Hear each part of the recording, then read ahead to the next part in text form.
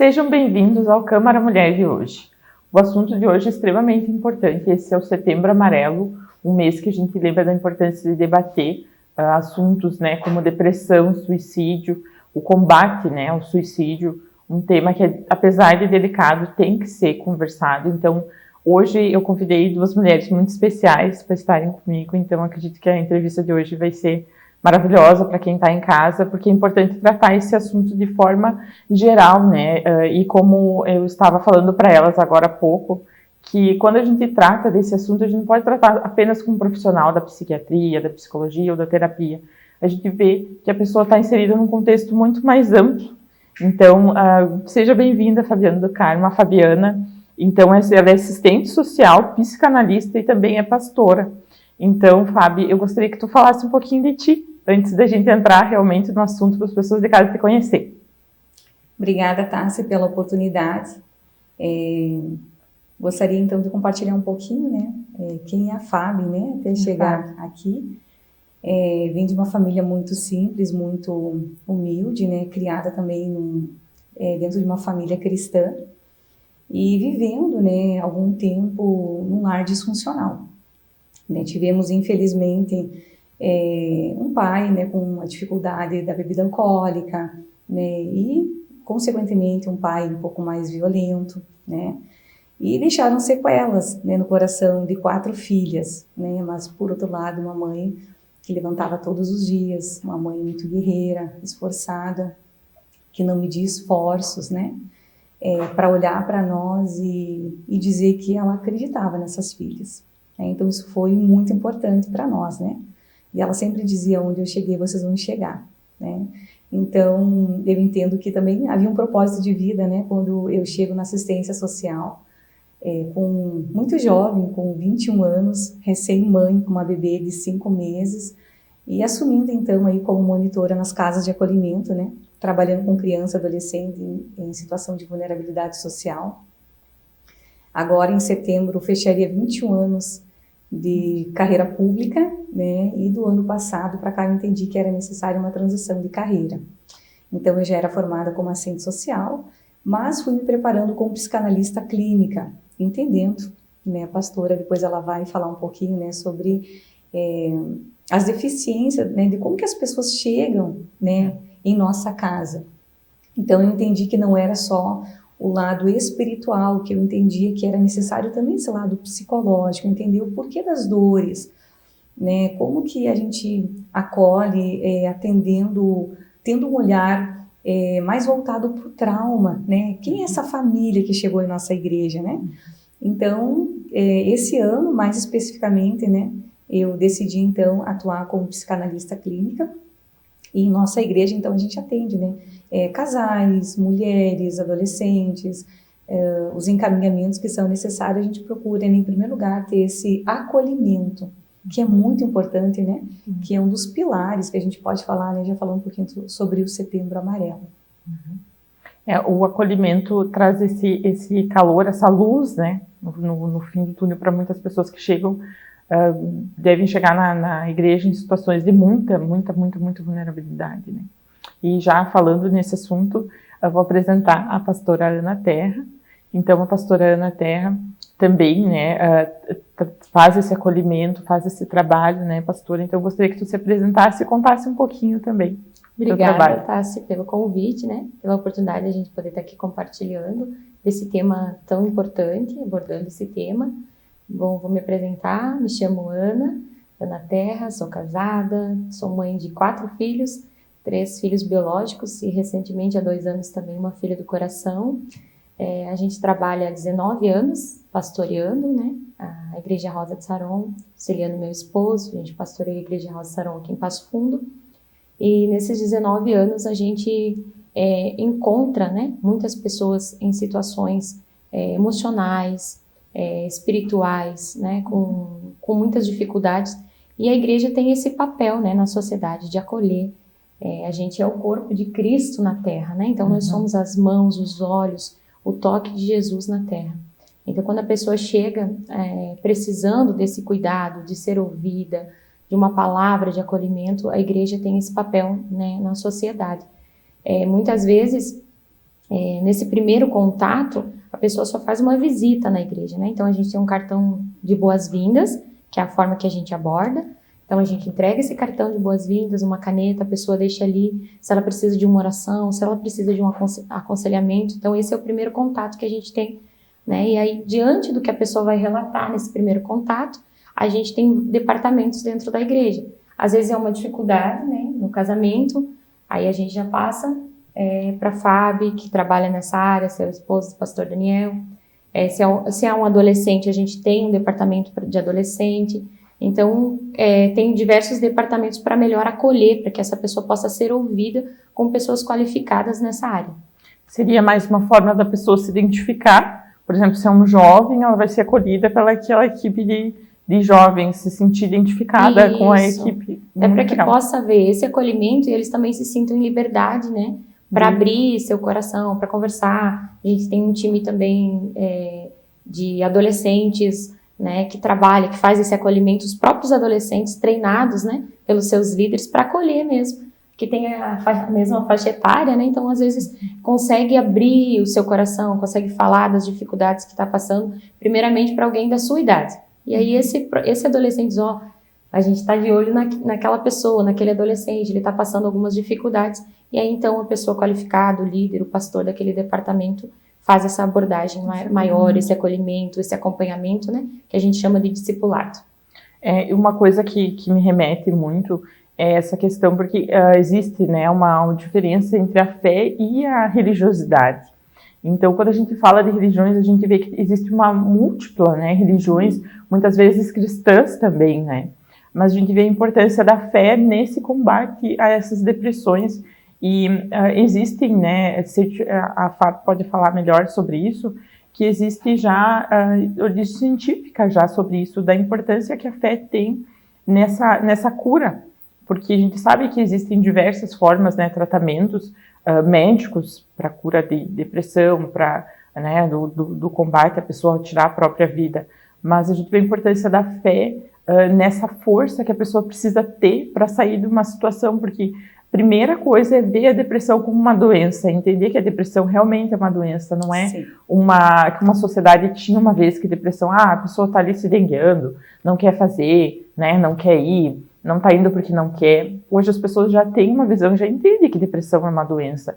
Então, ter essa visão também do lado da medicina para a fé é muito importante, porque traz realmente é verdade, sim, precisa, né, é necessário, né, a oração, porque hoje uma pessoa antes de sair de casa, se tirar uns 5 minutinhos e fazer uma oração, já vai fazer toda a diferença no seu dia, né, Fábio?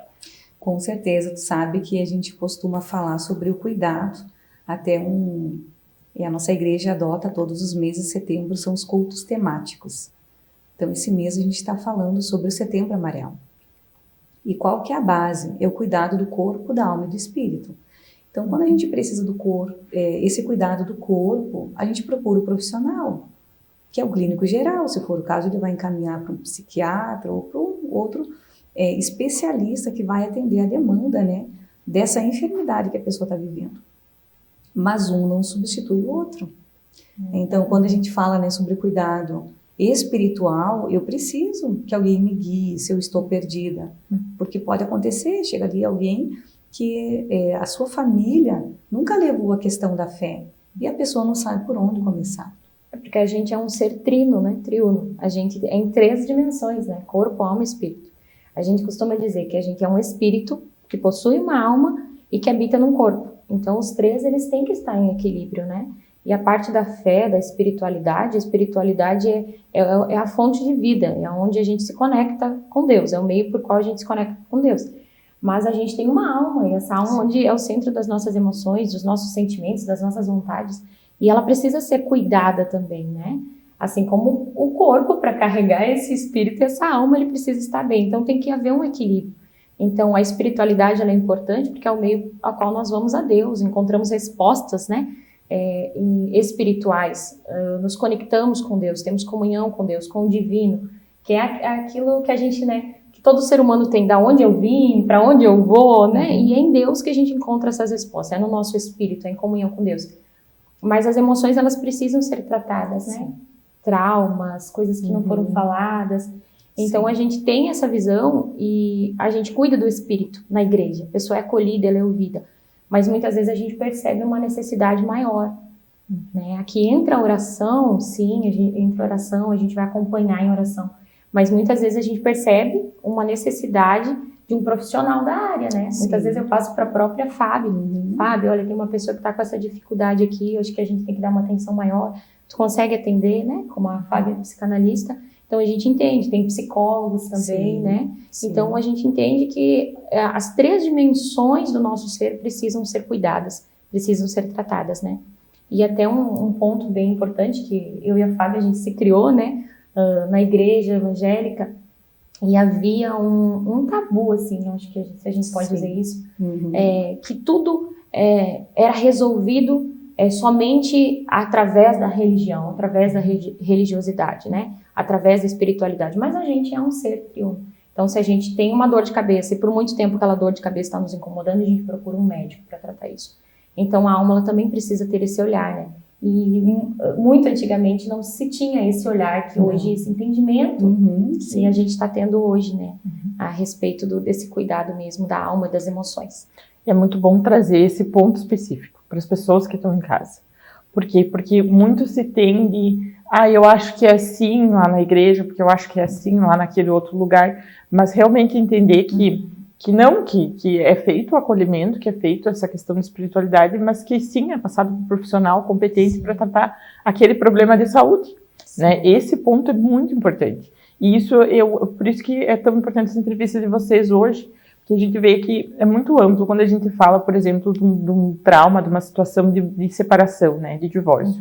Eu sou advogada, trabalho com direitos de família. Então, quando eu atendo o cliente no escritório, eu não posso achar que eu vou resolver o problema psicológico do cliente. E ele vai precisar de apoio psicológico, porque é um momento muito difícil. Vocês se acompanham na igreja situações como essa, a pessoa passa por um momento psicológico, mental, de totalmente desestabilizado, né? A pessoa fica desestabilizada, fica emocionalmente toda a família. Então, eu não posso atender ele enquanto ele não estiver bem mentalmente, né? Ele não vai conseguir tomar uma atitude dentro de um processo judicial, dentro de um acordo, por exemplo.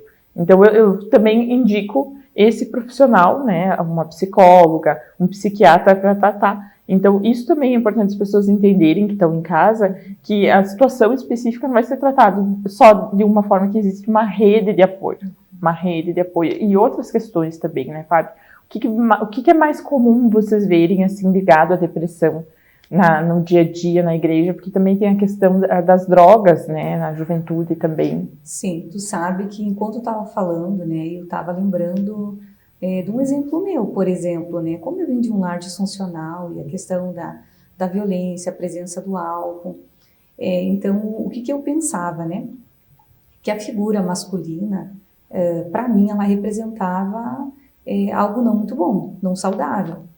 Então, e eu levei isso para o meu relacionamento. Eu tinha muita dificuldade no início do meu relacionamento, por quê? Porque me remetia à figura masculina.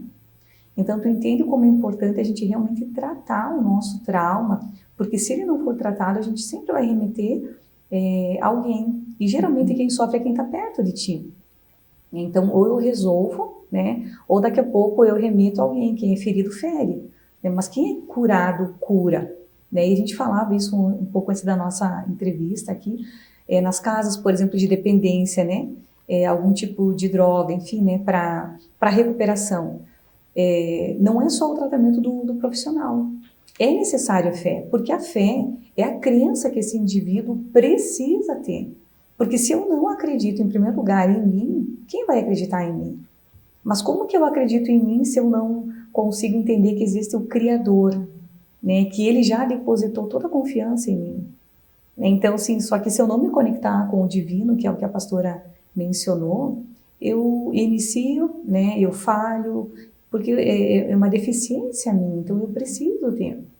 Quando as pessoas chegam na igreja, geralmente elas estão vivendo um tempo de muita fragilidade, ou no relacionamento, ou um problema com droga, ou relacionamento, como tu traz, né, a questão da separação, traz muitas pessoas, porque quando a pessoa perde aquilo que ela tem de mais importante hoje, que é a sua família, ela faz aquilo que é necessário para ela resgatar de volta a sua família, os seus filhos, a sua esposa, o seu marido, né? Então é nesse momento que Deus também dá uma segunda chance para a pessoa reconstruir a sua história, se entender como filha, como filho de Deus e que tem direito sim a uma segunda chance. Todos nós podemos errar e a igreja tem esse papel fundamental que não é o de julgamento, né?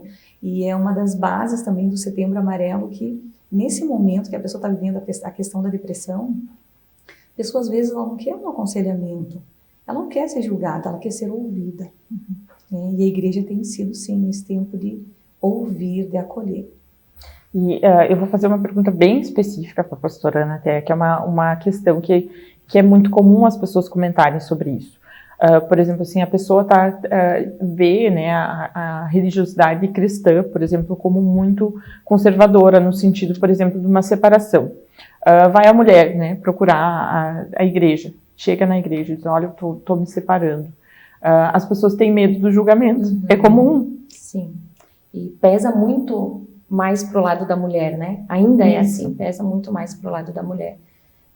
Então, primeiramente, a gente sempre procura ver se tem possibilidade de uma reconstrução, né, Fábio? A Fábio trabalha, ela e o esposo são responsáveis por esse departamento da família.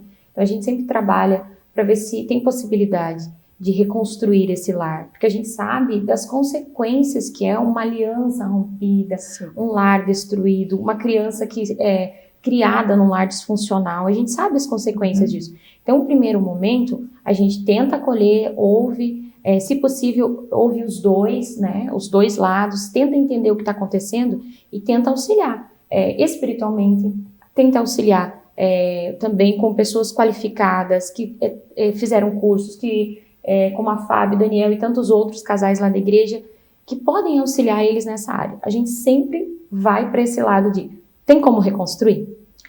Tem como refazer? Porque Deus, ele é Deus de coisas novas, né? Ele faz tudo novo. E a gente já viu diversos testemunhos, assim, de casamento que foi restaurado pelo Senhor, né? Mas é bem importante a gente falar aqui também, que se uma mulher chega para nós lá, e isso também acontece, e nos conta que sofreu agressão, violência, a gente fala, olha, isso não é, a gente vai estar aqui para te apoiar espiritualmente, emocionalmente, mas você precisa denunciar, porque isso já não é um âmbito religioso, né? E muitas vezes aconteceu, infelizmente, já aconteceu de a gente ouvir casos, né, de pessoas erroneamente aconselhar, não, você tem que ficar nesse casamento, você precisa lutar pela tua família, mulher, você tem que edificar a sua casa.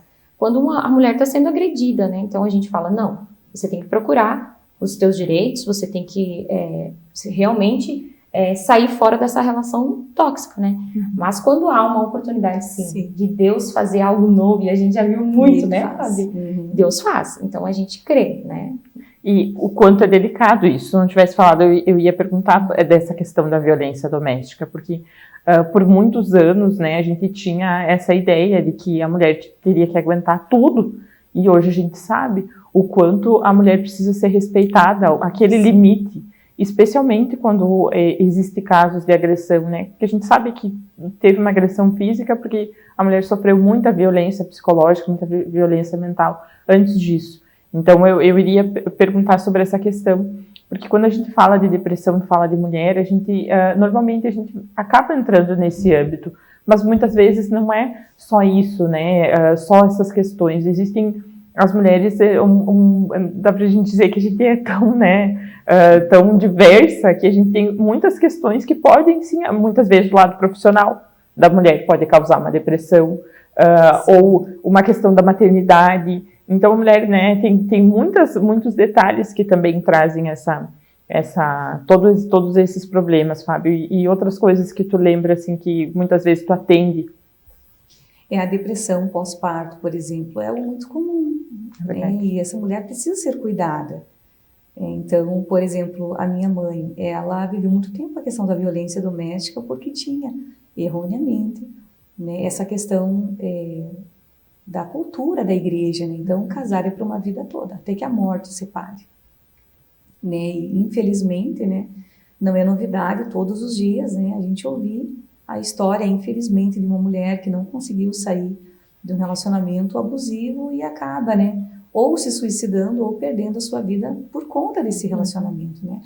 E a gente não pode esquecer que nesse meio, tá, se existem os filhos que sofrem tanto quanto essa mãe. Quanto os filhos que no coração é gerado aquela raiva escondida, né, aquela indignação, né? E tu sabe que eu acho muito interessante. Enquanto eu trabalhei 18 anos, eu executei a minha profissão na Casa de Acolhimento Maria da Penha, aqui da nossa cidade, né? E quando eu perguntava para essas crianças o que você vai querer ser quando crescer, geralmente os meninos diziam: eu vou ser policial. Por que essa criança queria ser policial? Tu entende que é uma forma de dizer: um dia eu vou crescer e eu vou defender a minha mãe. Que forte isso. É muito forte. Então, assim, a gente não pode esquecer que nesse meio existem filhos feridos, né? E que aí pode ser gerado, né, mais tarde um adulto com um sentimento de vingança. E a gente vai falar então das famílias disfuncionais. Então, quando essa mulher ela consegue estancar esse ciclo, quando esse homem consegue entender qual é o seu papel na família, vamos ajustar, né? Porque nada melhor que a igreja que caminha junto, né, que dá esse suporte para entender realmente qual é o papel desse homem, que tem um papel muitíssimo importante. Quando o homem entende o seu papel, ele dá direção para essa família, ele protege, ele dá um foco, né? Então, assim, a mulher precisa dessa segurança, né, hoje no âmbito familiar. Então, você tem a chance de você ter um lar funcional, que esses filhos tenham uma vida saudável. Hoje, a maior causa da morte dos nossos jovens é o suicídio. Por que será? Então, quem está errando, né? O nosso bem mais precioso, que é a vida. Sim. Para chegar nesse ponto, né? Como você disse, como está essa família, né? Como está essa família, como essa criança cresceu, né? Esse adolescente cresceu. A gente vê uma grande influência hoje também da rede social, em que tudo é muito lindo, tudo é muito bom, todo mundo está feliz, e muitas vezes o adolescente não tem aquele preparo mental de entender que não, que a pessoa posta aquilo que realmente quer naquele momento. Ninguém vai postar os momentos ruins nas redes sociais, né? Mas geralmente os adolescentes, eles entram também nessa questão. Vocês chega a trabalhar, chega a trazer esse assunto da rede social nos cultos ou nos acolhimentos também? Acho que a pastora Ana também pode responder essa pergunta. Sim, a gente tem o Hope, né, que é próprio para os adolescentes, é o culto, é a temática voltada para os adolescentes, é toda quarta-feira às 19h30, para adolescentes de 9 a 15 anos. Então, todo mês é abordado um tema específico, né? E sempre a gente retorna a cada ano, né? Fala, porque cada mês tem um assunto a ser abordado e todo ano a gente retorna, então, para essa questão das redes sociais, né? Onde, como tu falaste muito bem, que mostra a vida perfeita, né? E às vezes o desejo, a comparação, eu queria ter essa vida, eu queria ter esse tênis, eu queria viajar para onde essa família está viajando, eu queria ter os pais assim, né? Aquela família de comercial de margarina, né? Que a gente vê nas redes sociais, isso aqui também tem suas dificuldades, toda família tem, né? Então, às vezes, um adolescente ele fica deslumbrado por algo que, na verdade, é algo de redes sociais, né? É uma fotografia momentânea de um momento, mas não é de toda uma história, né? Que a gente tem um contexto de família, Sim. Tem dificuldades, né? Que o pai exige, né? Que a mãe exige. Não, mas meu pai e minha mãe exige, cobra de mim. Olha como é essa família, né? Só que todos os pais, todas as mães, né? Funcionais que cumprem com o seu papel fazem isso. Então, tem muito isso, né? Eles vivem essa emoção, é tudo muito forte, né, para eles, é tudo muito, né, é tudo muito forte. Então, a gente aborda isso para eles, conversa, né, faz momentos também, a gente já fez alguns momentos assim, com o pai e filhos, mãe e filhas, né, a gente até fez um momento de honra, de os filhos lavar os pés, né, das mães, e das mães também ter esse momento de fazer isso pelos filhos, esse momento de perdão, porque a gente Sim. também erra, né? A gente como mãe também erra. A gente está aprendendo, né, a ser mãe, então esses momentos de conexão mesmo, que quebra, né, Fábio, algumas coisas assim, alguns ciclos, alguns Sim. padrões, né, que vai se repetindo de geração para geração. E esses momentos de perdão libera isso, rompe isso, é um ciclo rompido, né? Então a gente sabe que essa importância de ter esses momentos de conexão também com as famílias rompe e quebra muitas coisas, muitos ciclos, né? Que poderia mais tarde desenvolver uma depressão, uma ansiedade, né? Que a gente vê isso muito forte, né? A depressão é o excesso do passado, né? Pessoas que estão paralisadas, presas no passado, ou então a ansiedade, que é o excesso de futuro. Não consigo viver o presente. O presente é um presente de Deus, né? Então a gente precisa aprender a viver o hoje, né? Para que a gente possa hoje viver bem e plantar boas sementes para ter um futuro, né? Um futuro próspero, abençoado, digno. Isso, então assim, eu errei, mas eu sou o pai, eu sou a mãe, ponto final, né? Então a gente tem conseguido, né, na nossa geração, a gente entende que nós somos uma geração muito abençoada. A gente teve a oportunidade, né, do Senhor nos encontrar pela sua graça e mudar alguns padrões. A gente só muda esses padrões que a pastora traz, né? Eu só rompo um padrão quando eu me identifico. Não consegue enxergar. Quando eu não consigo enxergar, eu só repito. Então eu julgo meu pai, mas daqui a pouco eu estou copiando. Eu estou repetindo esse padrão. Porque, em primeiro lugar, eu julguei, eu não perdoei, então eu só repito o padrão. Então, o perdão, ele é libertador. Outra questão que me veio quando a pastora estava falando é a questão de que existem pesquisas, né, que a convivência em comunidades também é um grande fator do combate à depressão. Porque essa convivência em comunidades, seja comunidades de casais, seja comunidades de jovens, seja comunidades de idosos, né, que a gente vê muitos grupos de idosos hoje em dia, grupos de mulheres, essas convivências em comunidades têm um grande benefício nessa questão da depressão. E eu penso que essa convivência em comunidades é por muitos fatores. A gente tem um grupo de 30 mulheres, né? Quando tem uma diz, olha, não estou muito bem, às vezes sem falar, a gente já consegue fazer aquele acolhimento, né? Tem um jovem que está passando por uma situação, olha, eu acho que aquele lá está, né?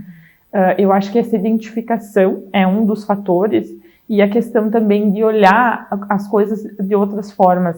Quando a gente vê, né, uma escola, por exemplo, muitas vezes naquela turma as famílias estão todas vivendo no mesmo padrão. Então, conviver com outros grupos é muito importante também para os jovens, né? Conseguir ter uma outra visão das coisas, de como as coisas podem ser, né? De como as coisas podem acontecer.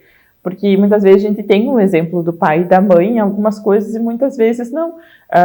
Eu vou dar um exemplo meu, né? A minha madrinha, que fez direito e hoje é juíza. Então, ela foi o meu exemplo da minha profissão. Então, é uma família extensa, né? Que não deixa de ser uma comunidade. Muitas vezes aquele grupo de mulheres vai ter uma mulher que tem uma religião que vai me convidar para ir numa igreja. E essa convivência e comunidade, que daí a gente fala não só da fé, a gente fala da religiosidade mesmo. Né? Tanto em igrejas cristãs como em outras religiões também, essa convivência e comunidade também é importante, né, Fábio? Com certeza. Tu sabe que enquanto tu falava, eu lembrava, né? Existe aquela pirâmide de Maslow e ela é dividida em 5 fatias, né? Então, as 2 básicas são aquelas que são as nossas necessidades básicas, que é alimentação, moradia, sensação de segurança. Mas as 3 que seguem, né, inclusive a do topo, são as 3 necessidades psicológicas. As 3. E uma delas, ela está inclusa a necessidade de se fazer pertencer a um grupo da nossa comunidade, que pode ser do nosso bairro, da nossa igreja. Por quê? Porque isso é uma necessidade do ser humano. Ele precisa se sentir fazendo parte de um grupo de pessoas e que com certeza vai influenciar na decisão, nas atitudes. Quantos adolescentes, vamos pegar, né, os adolescentes que chegaram à nossa igreja numa situação vulnerável, inclusive sem os pais, né, pastora? Sim. Sem a presença, né, começaram a ir sozinho por convite de um colega da escola, né? E aí, de repente, vieram, começaram a ser pertencente, né? Esse lugar mesmo. Sim. Esse lugar de pertencer, né? De se sentir pertencente àquele lugar, àquela casa, àquela família, àquela comunidade. E aí, de repente, veio os pais também, né? Às vezes não foi os pais que trouxeram os filhos, mas hoje tem acontecido muito isso. Os filhos têm trazido os pais à igreja. Não pensava que isso poderia... Sim, e é muito interessante, né? Porque a maior parte dos departamentos é movimentado pelos jovens, pelos adolescentes da nossa igreja, e que servem com alegria, cuidam, conseguem recepcionar na porta, conseguem identificar, né, aquele que está se sentindo perdido, então eles trazem, eles acolhem. Então é muito interessante, porque a gente passa a ser, né, influenciado pelas 5 pessoas que mais a gente convive. Então a igreja, né, ou a comunidade que a gente faz parte, ela tem um papel muito importante no desenvolvimento, não só da criança, inclusive da vida adulta. Esse é um tema que eu acho que se a gente ficasse aqui conversando 2, 3 horas, a gente ainda tem muita coisa para falar, né? Eu já estava pensando em outra coisa para perguntar, mas o nosso tempo tá curtinho. Se vocês pudessem deixar uma mensagem para quem está em casa, para quem tem um familiar, para quem está passando por uma situação, né? Uma mensagem assim de carinho, o que vocês poderiam falar, né, para o pessoal de casa? Vocês podem olhar aqui, acho que a Fábio pode começar aqui, tá? Pode, na sim. Pontinha.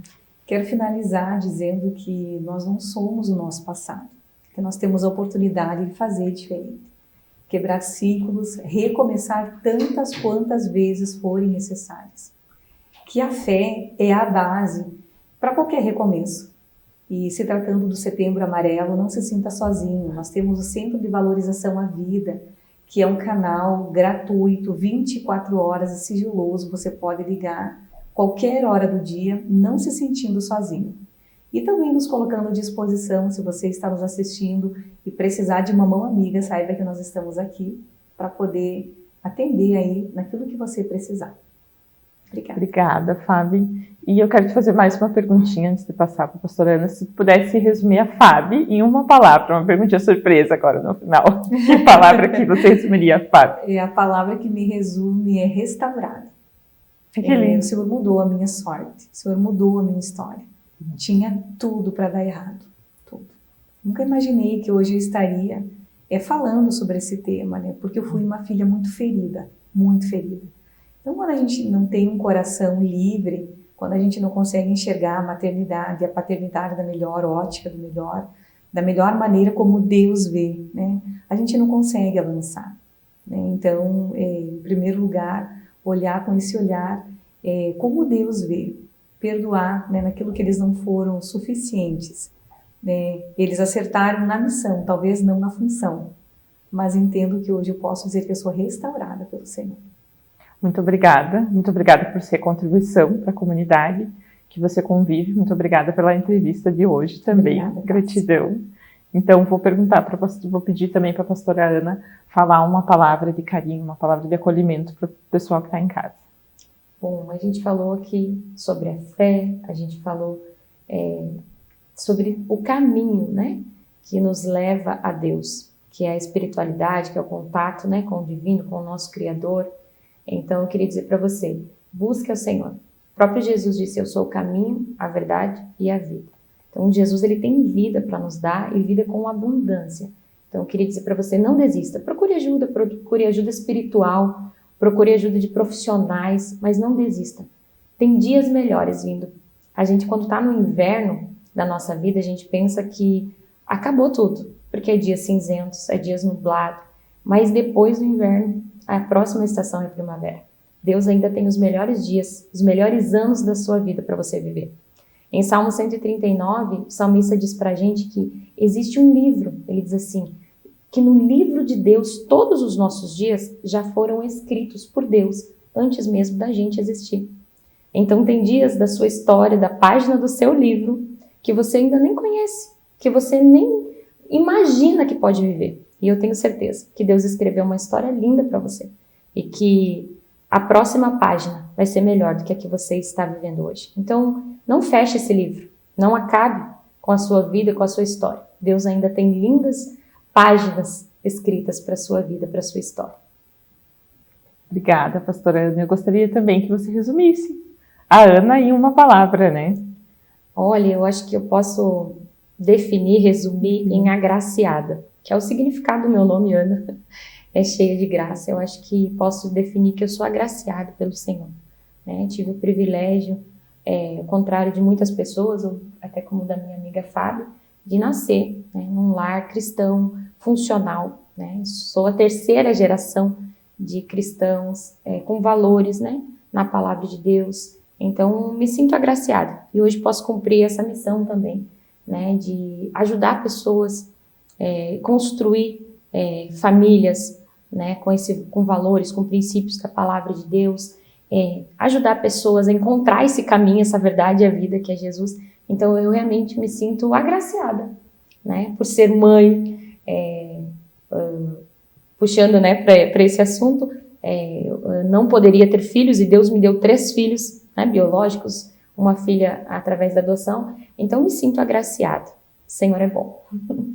Eu quero te agradecer por ter aceito o convite e também quero te fazer um agradecimento especial, pessoal também, porque é um momento que eu passei na minha vida muito difícil. Eu recebi uma palavra tua, eu acho que tu não vai lembrar, mas foi muito especial no momento que eu precisava muito, e o quanto isso faz diferença na vida das pessoas. Você me disse assim que eu não precisava me preocupar, que o meu caminho eu estava sendo guiada por Deus e que eu não precisava ficar na dúvida.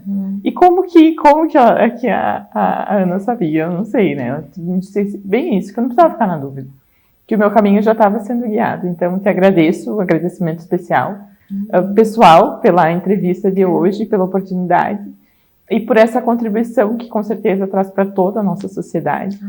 E também agradeço o pessoal também que está assistindo a nossa entrevista e que se sinta acolhida, né, com o coração quentinho como a gente está hoje. Obrigada. Então, encerrando o Câmara Mulher de hoje, agradeço a presença de todos.